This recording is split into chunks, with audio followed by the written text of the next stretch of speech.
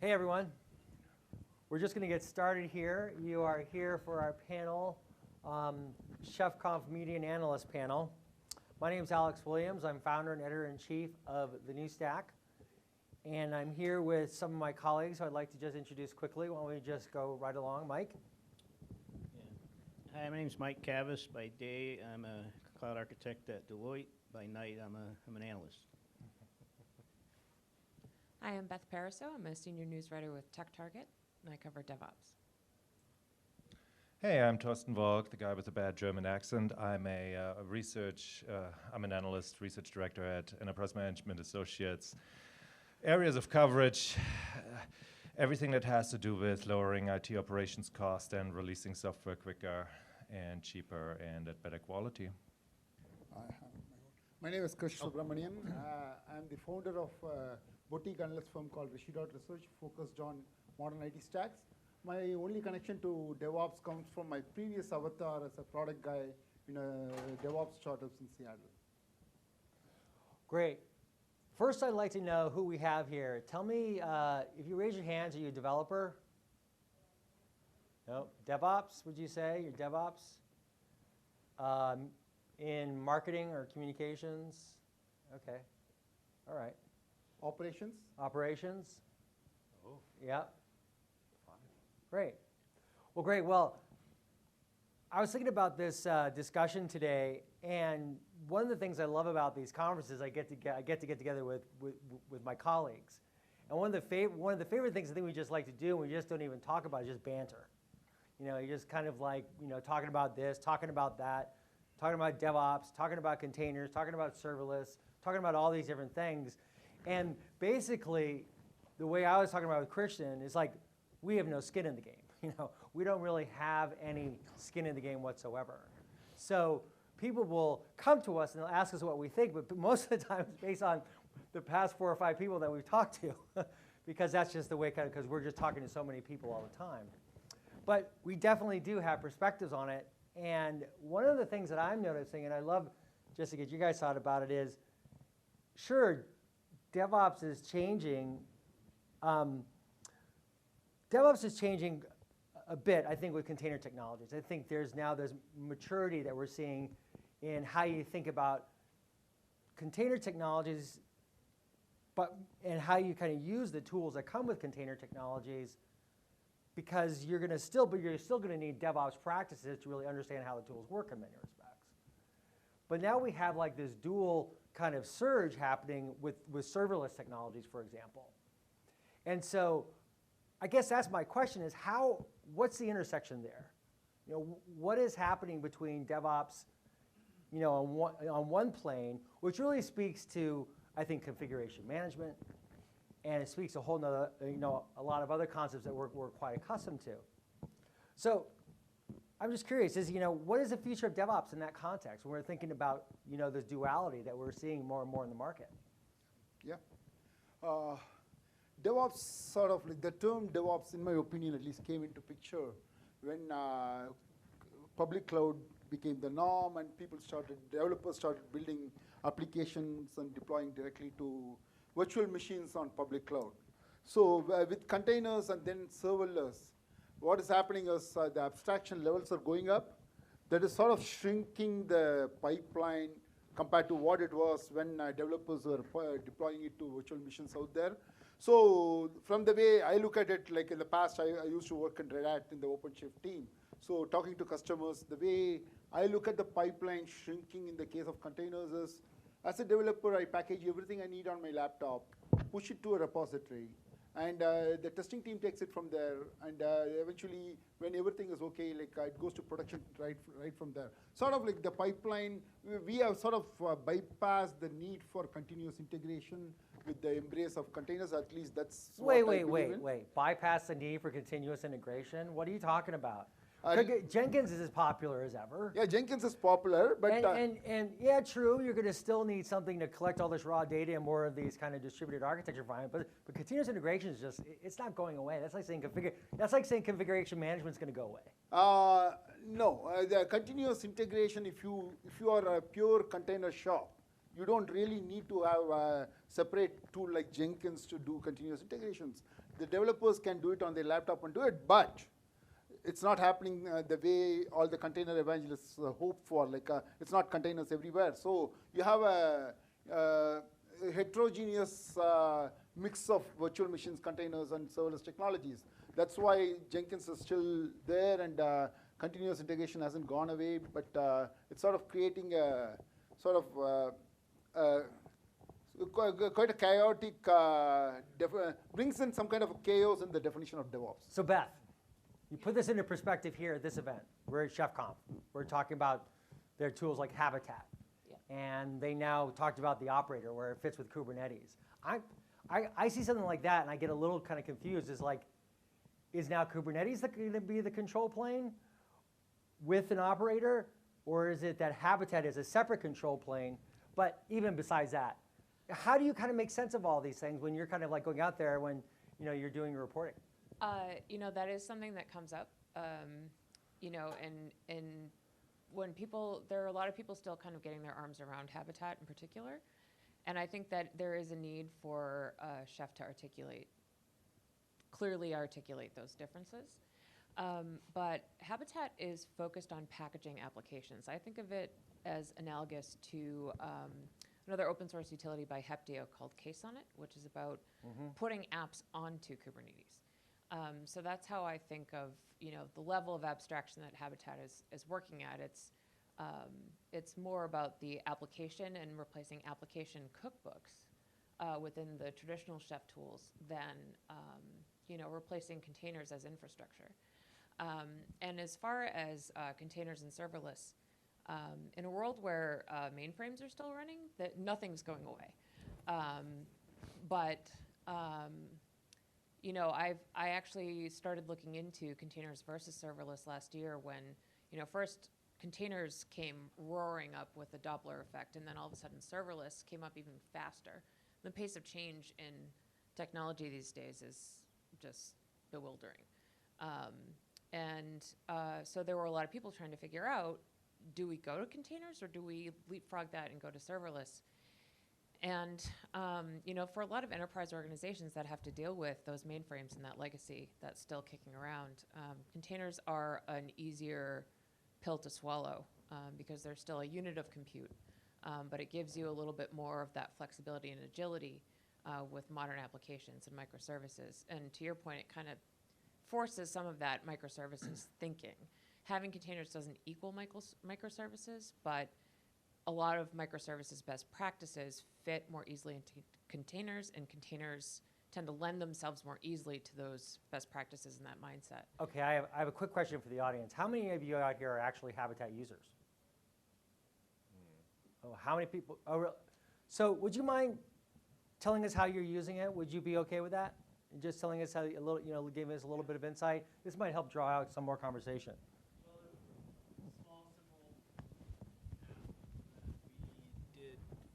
Hi, I'm Gino. I work for the Bill and Melinda Gates Foundation. So our team of infrastructure engineers was able to build an app for one of the program teams. And it was a simple little application. I believe it was, I'm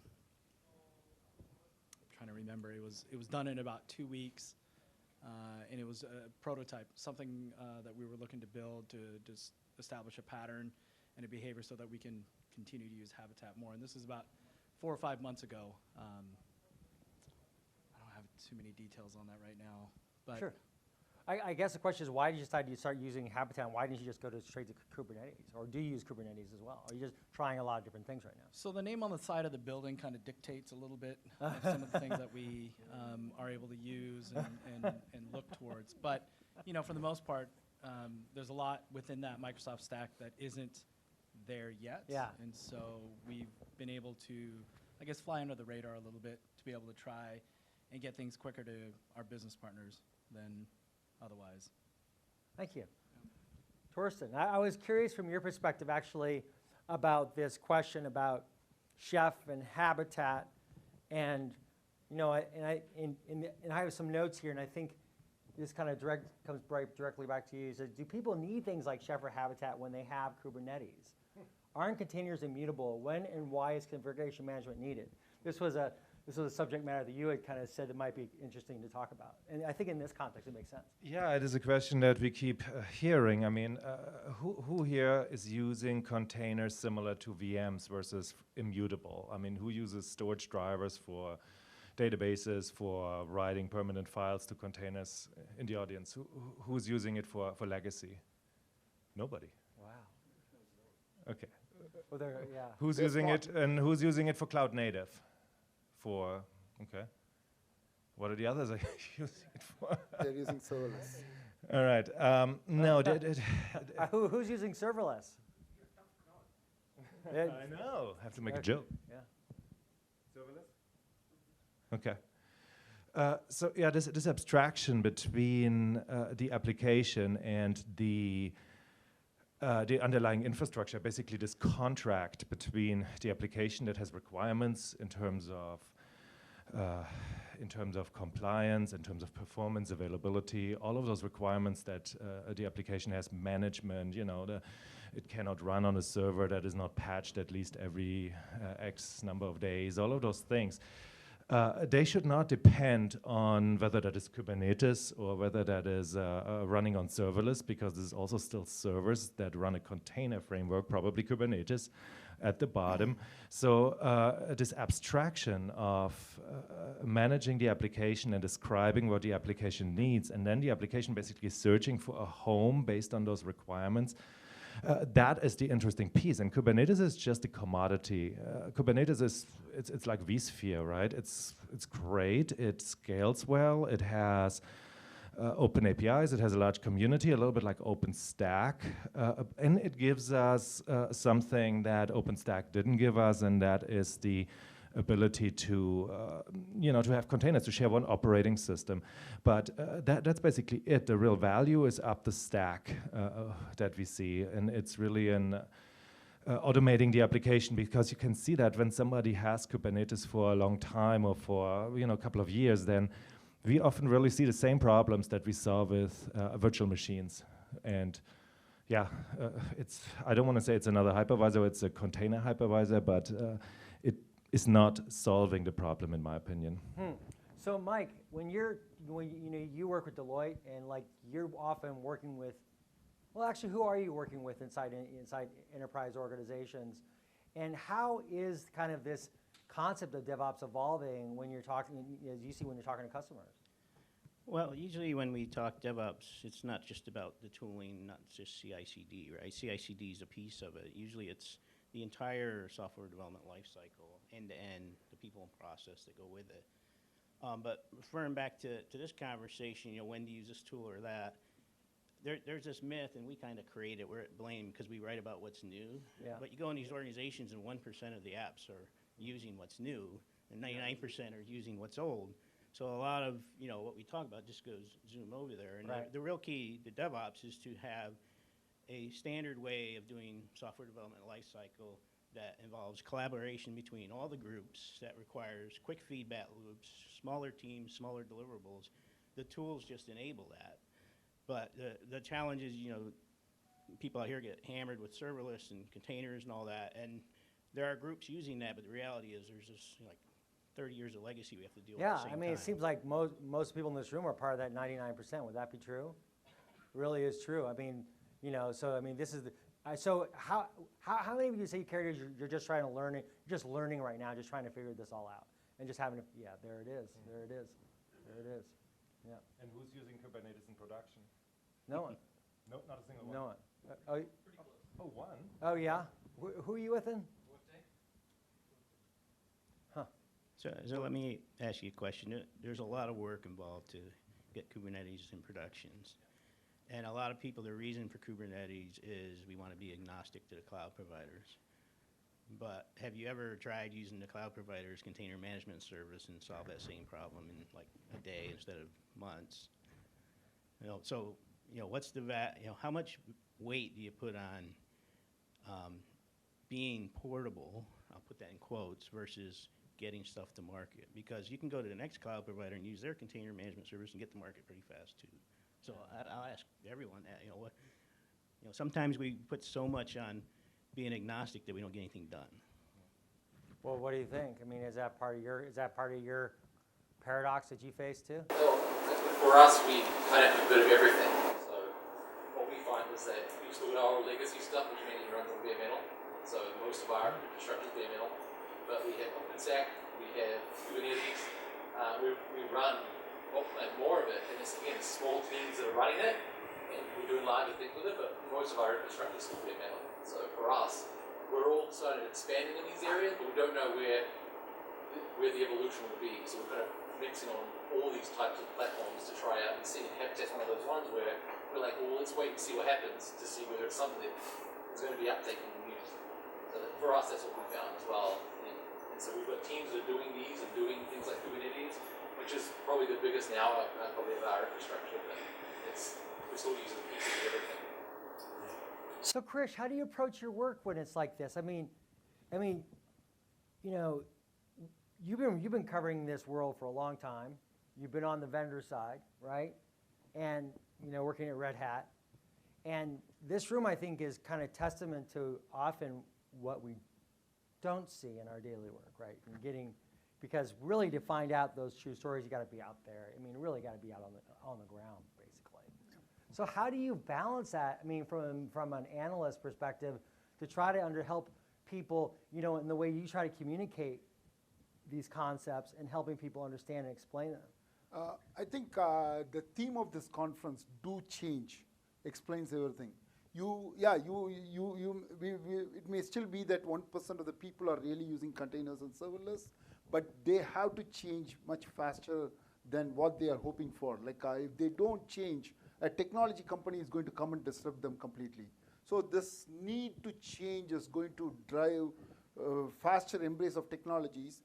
But with so many new technologies coming out overnight, I think we will see some skipping of generations. Probably what they are trying out there is trying to see which one is going to fit for them well. So I would say, like, go with first bring in a cultural change where you want to sort of change, have the change mindset. Don't worry about breaking things. I think Chef theme for this conference is perfectly aligning with what they should be doing. Expect change. You force change in your organization. Don't worry about breaking things. Just try it out. So I'm going to keep going back to everyone here and asking the question based upon what Krish said is like, how much of your time is spent just managing existing infrastructure? 75, 80, 90%? How much time do you actually get to spend on innovation then? What are you like trying to, 5%, 10% of your, I would say less than 1%. Yeah. When you ask that question, could you please, I would like to hear the response from other speakers too as well. So what do they think about, the question you asked Krish, I would like to hear other responses as well before you open up the floor. All right. No, well, okay. I was just trying to get a perspective on what Krish was saying here to see if it correlates with what the audience is finding as well. Are you willing to change? That is the question. And it's just getting context to try to understand. So, but maybe Torsten, maybe you could take it from there. You know, kind of that. You know, when you're out there and you're trying to think about these, you know, the innovation cycles that we're seeing out in the market, and how is your job as an analyst? What is it that you're trying to help them understand about these new tools, about these new technologies, if they are moving so rapidly?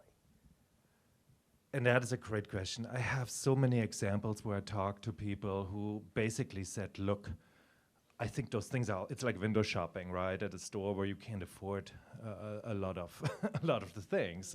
I would love network virtualization. I would really like to have Kubernetes containers. And of course, I would like to run everything I can on Lambda. But I just don't have the guys for this. My guys are good, my guys are clever, but they're holding everything together as it is. So can you as an analyst show me what I can do to get out of that spiral, right? And I also love the concept. I started as a developer, and I love the concept of the show, of breaking things and then reinventing them and breaking them again. But a lot of companies have a ton of legacy that they can break, and running it on Kubernetes. I remember at the beginning of Kubernetes, I was talking to data center guys and said, "Ooh, when are you going to containerize your stuff?" Right? And they were laughing. And then you stupid analyst. Why should I do that? Well, you gain density, right? Started to laugh. Well, servers are cheap. Well, you gain security. Started to laugh. We don't know anything about container security or security between microservices, right? So there's a lot of a learning curve, and I think what I always like about this show last year and this year is that this is about attacking the real problem, right? I played with InSpec yesterday, and my question always is, why doesn't everybody use InSpec? It is so great, right? And the answer is, I found that out again, because you cannot just download a GDPR package and deploy 5,567 controls and check your whole environment at all the levels, right? You have to customize it to your organization. You have to even interpret the law. It's a really long document, and you have to decode it yourself. So once you have it, it's unbelievable, right? You can just push a button, and you get immediate compliance reports, and you could release right away. But to get to that point, that is just way far beyond somebody's reach, and that's what I keep seeing when I talk to the real guys. So Beth, you've been covering the space for a while now, and and we were talking just beforehand about your beat, and one of the things you find exciting about it is this kind of fast pace of change, right? Yeah. So in the past 2 years, what have you seen change at striking to you? Is it that container? Is the container story? What is it? What are those stories that you recall that kind of speak to what we've seen evolve over the past 2 years? So I've been covering IT for 12 years, which in internet time is like 30, I have never seen change accelerate to the pace that it has accelerated to over the last 2 years. I spent 5 whole years covering just storage. Then I spent 2 covering server vert. Was that like being in Siberia?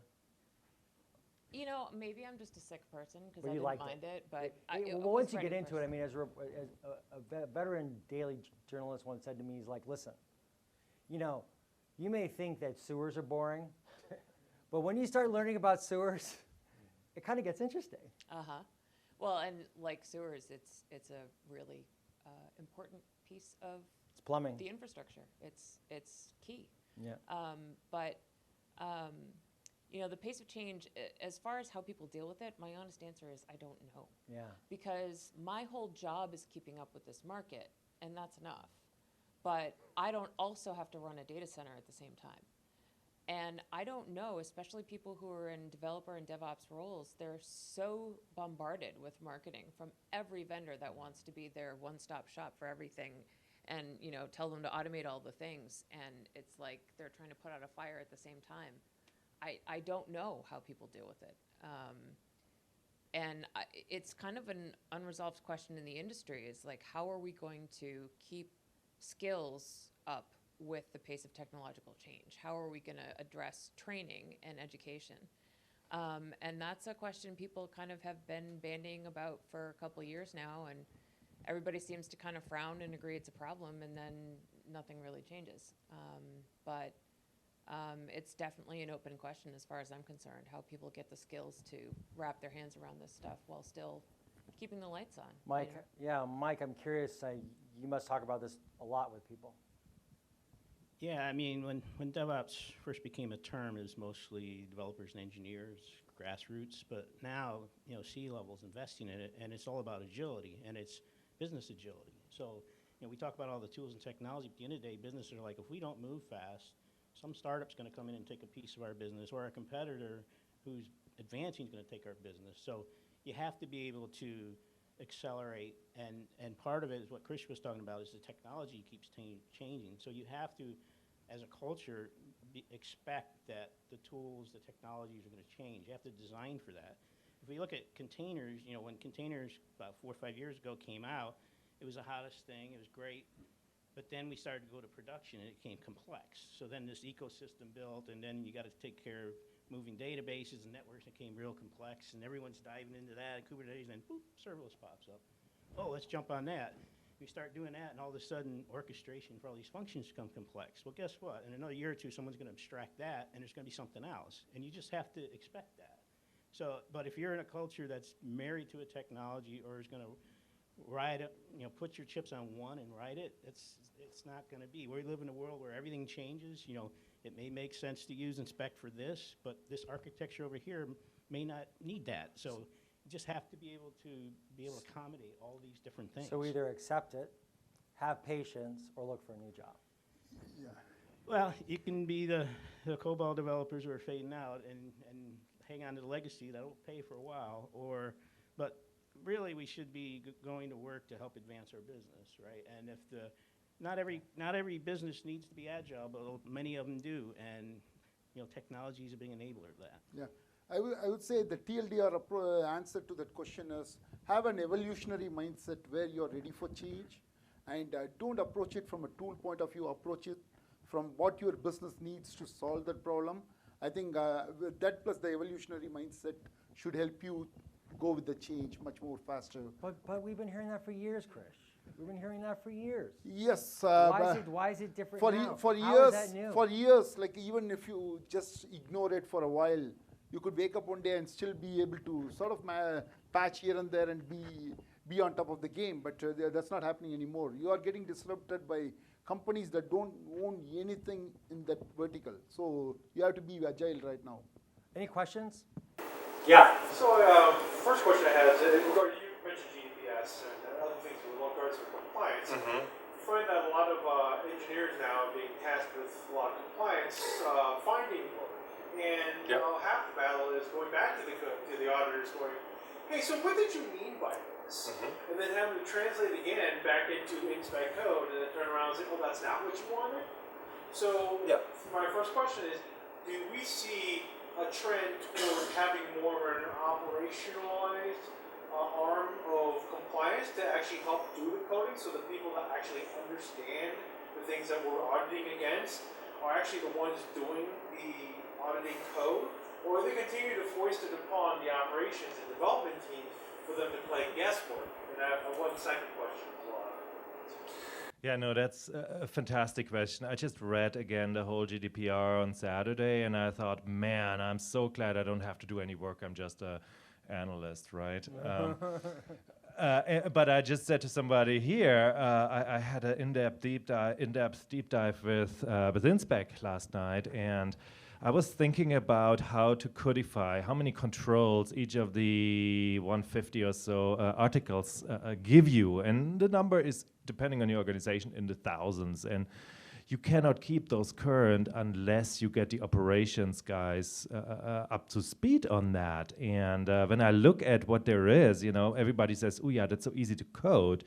And it looks good, right? And it is easy to code, but there's so many, it's almost like programming, but on it's compliance as code, right? It's still coding. So the ops guys, with their knowledge, you absolutely need them because the developers cannot do that. So if you are too small to have a compliance team, you have to get the operations guys trained to some level, and that's why this is so little used at this point, and that's why we have to make that easier and easier and easier. And I was pushing for templates, like a GDPR template. 8,000 controls that you can just drop on there. It doesn't exist, right? At some point, I'm hoping there is at least something that you can customize. Run a check on all of your clouds. I mean, this looks great, right? It was GCP and AKS and ECS, Amazon Container Service, whatever. Yeah. It looks great that you can now pull all of them, right? So you have kind of that abstraction layer resolved, but now you have to get all of those rules, and then they change, and that is a court. When you talk to those consulting firms, right, what they do is they keep their customers also up to date on the latest law, right? There's a court case against somebody. I mean, it starts on Friday, right? And there will be court cases, there will be investigations and all of that, and the next set of controls will be derived from the outcomes there. So technically, this is quite a big burden on operations, but it's really on operations. You had another question? Yeah, the other question is more towards DevOps, how it's driven more from a C level now. A lot of times, being from more the originally from the operations side, a lot of people are like, hey, we're not communicating enough. Do you find like it's more from a now a development side or an operations side where the other side's, hey, you guys really need to come to us a little bit more because we're trying to reach out to you, but you're still operating in yourselves. I'm going to try to answer both questions with this answer here.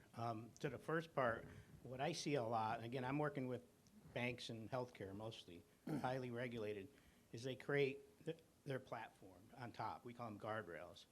So the developers will be inheriting a lot of the controls that are put in place, and not putting the burden on the developer. They still have to handle their app, but the infrastructure level down, that's all handled by usually a cloud platform team. But the big DevOps change, culture change there is you have to ingrain in the platform team that their customers, the developers. If you don't do that, you still have the same war you've always had.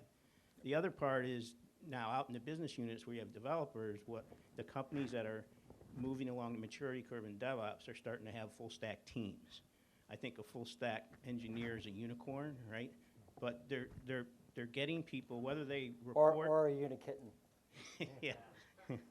But whether they still report in silos or they totally reorg doesn't matter. But there's a team in the business unit to have security people, ops people, SRE, all that stuff in there.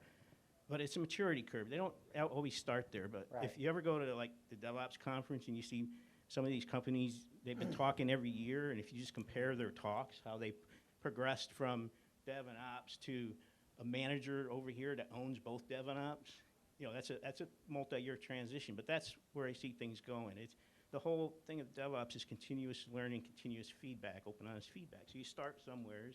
Where's the bottleneck? Well, the bottleneck's in tier 1 support. Let's go figure that out. And they just keep iterating, and eventually you start to see full stack teams as opposed to dev and ops. But it's a long, tough battle, and it takes a lot of leadership to break down those barriers. So Beth, I'm curious about the coverage that you guys are doing at TechTarget. How would you compare the amount of coverage you do for Kubernetes and containers versus configuration management technologies such as Chef? Depends on when you're talking about, but lately I sometimes feel like I'm on the Kubernetes beat. Yeah. Because anything with that word in the title gets mad eyeballs. Yeah. So, it's the hot new hotness right now that people want to hear about, and it's also really complicated and really technical. And I think there's something attractive about that to tech geeks, But in terms of the learning curve stuff, I don't think that people are just being obstinate. I don't think people are just being averse to change. I think there is a certain amount of, just human limitation to what people are being tasked with and the amount of information they're expected to take in and the amount of time they have to take it in.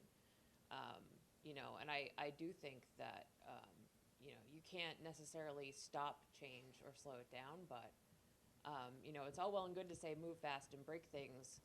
But I was talking to a guy from an investment bank last night who, has systems that feed into his country's reserve finance systems, and he's talking about how if any of these systems breaks, it could affect the economy of his entire country. So it's real easy to say move fast and break things, but when you're in that guy's position, it's way easier said than done. Point. That's a great point. And one of the challenges is we think everything's binary.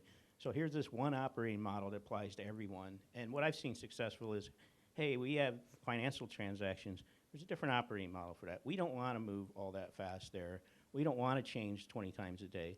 But I have these web developers who are building our .com site, and I need that to change all the time. So there's a different operating model for them. And then I have all this third-party stuff, and there's probably no IT there, so we kind of need to give them white glove service. And I think that's where companies go wrong, is they create one operating model that says everyone has to adhere to this. And the advice is categorized. There's different categories of apps that each have their own speed and their own risk, and then treat them like that. Yeah, I agree. Like, it's not binary. It's not like move fast and break things means you need to take your existing mission-critical applications and break it and figure out how to change them. But it's about having that mindset so that slowly as you build newer applications or as you slowly move out from the legacy applications, you have that mindset so that you sort of like ingrain in yourself that kind of a evolutionary mindset. Unless you have that, you are going to be disrupted. Like if you are going to go only with the mindset that, okay, hey, this is mission critical, I cannot touch it, I cannot break it, then you are going to be disrupted sooner than later. So I just have a quick question about something. I'm curious from Mike and maybe Torsten, you can comment on this. Are you seeing buying patterns change for technologies at all? I mean, are you seeing are people, configuration management, for example, right? It's been very popular for many years. Are the patterns changing there for purchasing and, adoption of the technologies? Yeah, so it's interesting. I think what's changing a lot is the procurement process. So I've been involved with a lot of cloud transformations, and some CTO will get up in front of the board and say, betting tens or hundreds of millions of dollars on this. So they have milestones. And first milestones, I got to get this done in 3 months, but the procurement process takes 6 months to buy this thing. Mm-hmm. Well, that doesn't work, right? So I see a lot of trying to change the way we think about procuring. Obviously, licensing That's a big part changes. of it, yeah. In that case, because this guy just bet $100 million, he has a lot of buying power. Yeah. But I don't know if I see it changing the whole, but there's a lot of big transformational initiatives, and with that becomes a buying power within that budget. That's interesting. Yeah, and we haven't even mentioned the word artificial intelligence. So artificial intelligence. Everyone laughs. But what I'm saying with that is, it's a big catalyst that we are seeing. If you're asking what we're observing with customers and in our own company, and you'll see it too, if you start exploring large set of data, right? You think, woo, this is so incredible. I can learn so much about my customers. So you drill into this. I did this with a global beer database over the weekend, 44,000 beer reviews. And so I can create profiles of individual groups who like similar kinds of beers and build some really interesting predictions from that. But what I'm saying with this from an infrastructure perspective is that I couldn't actually do that because I did not have the resources. I would have needed too many environments, but I would have only needed them for the weekend, right? We would have had them even at my moderately sized firm. I could have used those, but they were being used for something else, and we don't have the automation capability. We don't have the capability to just swap them in, give me the resources, and swap them back out again. So we see really artificial intelligence as a huge topic where people want to build and train models, and they need resources, and if they don't get the resources internally, they have to rent them from some of the cloud providers. And every time we talk about citizen developers, we have to also see, I'm a citizen developer, right? So I make 10 times as many copies of the data and try 20 times as much as somebody who knows what they're doing, right? So meaning that I run into dead ends with my personal or team projects quite frequently because I don't have the level of automation in my infrastructure. And that's what we see as a big catalyst to upgrade the infrastructure, because the cost of just saying, nah, buy all my GPUs from IBM or from Amazon or from somebody else, just globally buy them all and then don't optimize the use. That causes a lot of cost, and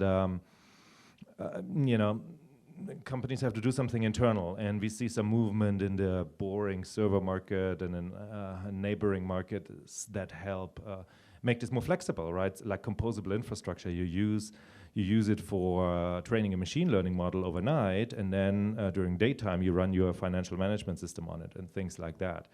Nobody probably in this room does that, but that's a conversation that we have quite a bit. We really got to finish up, but I'd like to just ask a last question. Maybe each one of you can answer it down the line. What's the most innovative technology you're seeing in the DevOps arena right now? Krish? The most innovative technology I'm seeing is a topic you touched upon recently, which is applying machine learning models on observability data. Yeah. I think that also ties back to one of the previous questions that came from the gentleman about DevOps per se. Like I don't see DevOps, though most of the people talk about DevOps as breaking the silos, bringing developers and making developers and operations people become huggers and all that. I don't believe in that because if you have the right abstraction, if you give the right set of APIs for developers to work with, these two teams can be in silos but still work much more effectively and collaboratively. In order to do that, I think using machine learning on all these monitoring data, or even if you are in advanced stage observability data and stuff like that, will help you deliver that kind of interface where you can still keep the operations team doing what they are good at and developers team doing what they are good at. You can define it using the right interfaces, and you can also do postmortem in a much more data-driven way. Yeah. I think that's where the future is going to be. Beth? Observability would also be my answer. Just did a piece on serverless monitoring and the tools for observability in those highly complex distributed systems. And the concept of observability versus monitoring, where monitoring you know alerts you to problems, but observability is the system describing itself to you on an ongoing basis. I think that is where there's a lot of technological innovation inside and outside of AI and machine learning. And that's where I think, to Krish's point, dev and ops teams kind of are able to share interfaces and share a common understanding of the systems that they're managing. Mike? So it's not sexy anymore, but I think it's database as a service. And I've spent too many years trying to stand up data warehouses and all that stuff. And what you can do on the cloud is phenomenal. Now, there's still a lot of enterprises that use Cloud Air and Hortonworks on-prem because there's all kinds of security limitations, but those are being addressed one by one. And if you look at where these offerings are now, I kind of question why anyone would want to build their own data warehouse or data lake or data mart when you could stand that up literally in days in the cloud for a fraction of the cost. And we actually had a customer where we migrated them from, I won't name the vendor, but from an open source on-prem Hadoop product where they've been on it for 2 years and most of the time was patching, maintaining, and standing up that stack. We moved them to AWS using EMR, using basically a variety of database as a service. And now they're standing up at conferences talking about what the data scientists are doing. They basically unlocked the business. So, you know, and even in the relational database management as a service, you know, I hate to be a DBA who only patches and manages software anymore and not a data architect, because that's a commodity and, you know, these vendors are doing it for you. Torsten? So I'm going to say test automation. There's some really interesting products out there that imitate, I'm sure you have all played Mario Kart, where you have the different characters. And so, you know, the grumpy German who, you know, doesn't really like it when stuff is not tidy and a little bit slow versus other types of user profiles. They basically use artificial intelligence to imitate those different users and how they use the software and then report back. It's almost virtual characters built on artificial intelligence created. It's basically training criteria or different characters, yeah. So test automation would be my long-winded answer. We gotta go. We gotta finish up. But thank you everyone for coming here. Thank you to the panelists. Have a great show, ChefConf.